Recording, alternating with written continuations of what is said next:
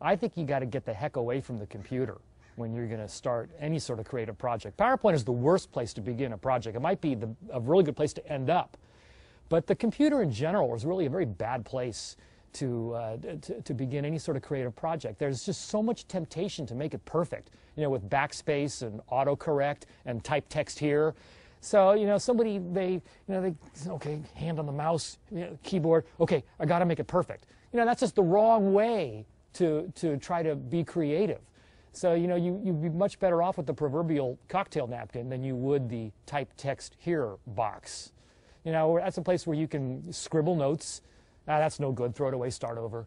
And, you know, that's where you become smart. I mean, that's really where you know, the creative process begins, when you can have bad ideas and throw them away and start over. You know, we did a survey at the conference several years ago. We asked people how much time they spent learning the software.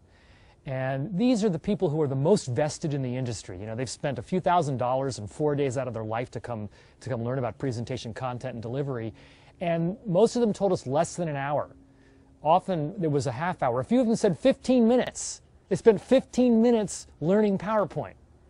And they declared themselves proficient. The problem is not that the software is so difficult. The problem is that it's too easy.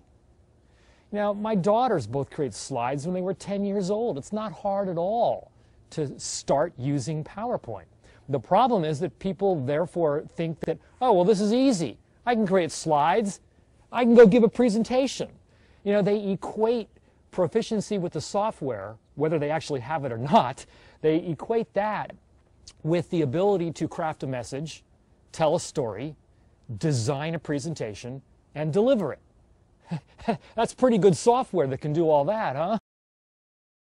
When you start in PowerPoint, what do you get? The template with the default. Yeah. Title, bullet, bullet, bullet, right? I don't know about you, Ron, but I don't know too many good ideas that can be represented by title, bullet, bullet, bullet. And yet about 175,000 people try every single day. And a lot of this is simply gets back to the whole notion that they learn PowerPoint in a half hour.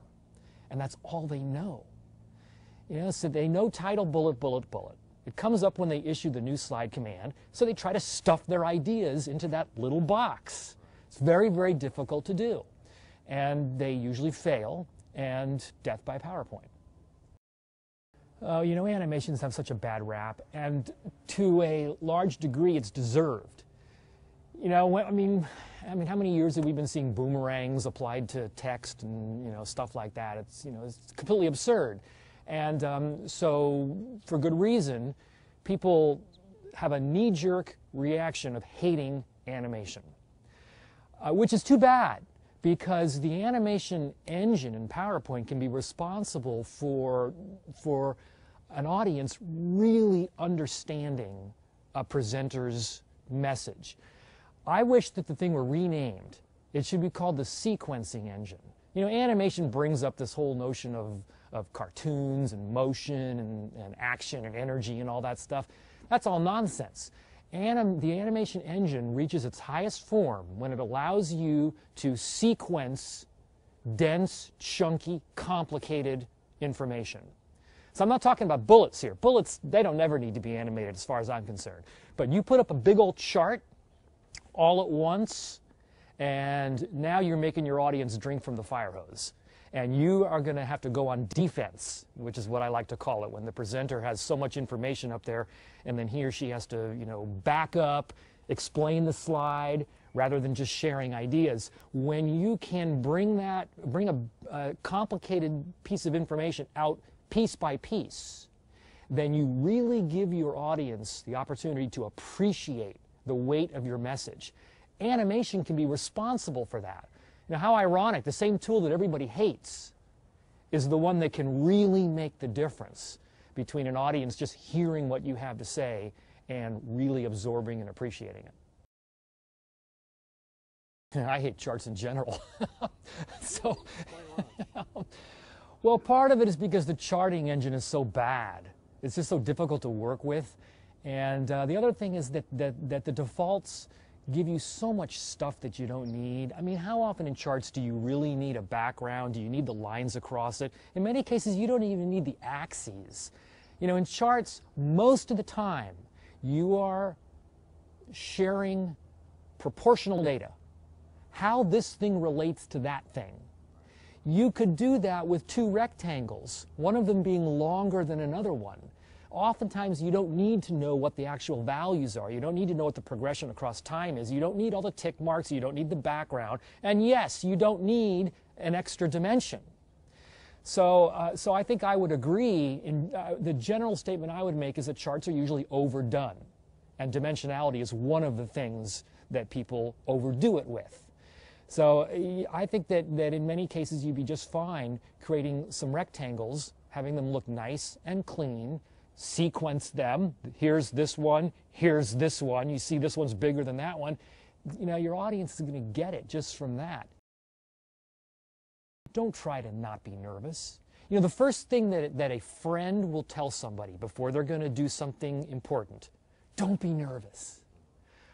Well, I mean, that's impossible. And I don't think it's good advice. I mean, nerves, what is it? That's energy. You know, that's your body telling you that you're about to do something important. So to try to not be nervous is pointless, superfluous, and could be bad advice. In fact, I remember, and I quote Reggie Jackson all the time, you know, the great ball player in the 70s and 80s, he has more postseason home runs than anybody in the game. And someone asked him the same question. And he said, well, I'm concerned if I'm not nervous. Because then I will wonder, well, what? Am I not on my game? Does this not matter to me? I look forward to the butterflies in my stomach, and I'm concerned if I don't have them. And I really can relate to that. And I'm nervous every single time I go on, irrespective of how many times I've done this. And I look forward to the nerves. So then the question is, how do you channel the energy? Because that can get you in trouble. I mean, you've seen it, I'm sure, the person who starts talking fast, talking high, start talking fast, you start moving fast, you start moving all your little muscles, you start all the fidgets and the twiddles, you don't know what to do, put your hands behind your back, can't do that, in your pocket, can't do that, you don't know what to do. You know, so part of it is how you control your musculature. And what you want are to use your big muscles, your gross motor skills. You want to make big gestures. You want to use your diaphragm. That's why laughing is good. Instead of making your audience laugh, make yourself laugh. You want to have what I call air under the pits. The big gestures that let you use your big muscles. Because when you do that, that tends to slow down your speech pattern. And the two have a symbiotic relationship. When you slow down your speech pattern, you tend to not use your little muscles. You tend to use your big muscles. You tend to use your diaphragm more instead of your throat. So it all plays in. It can either snowball for the good or for the bad. But when you can control your pace and you can control your muscles, now you can control the energy that you will inevitably have. Instead of trying to say, don't have the energy, don't be nervous, it's much better to embrace it, count on it, and try to channel it.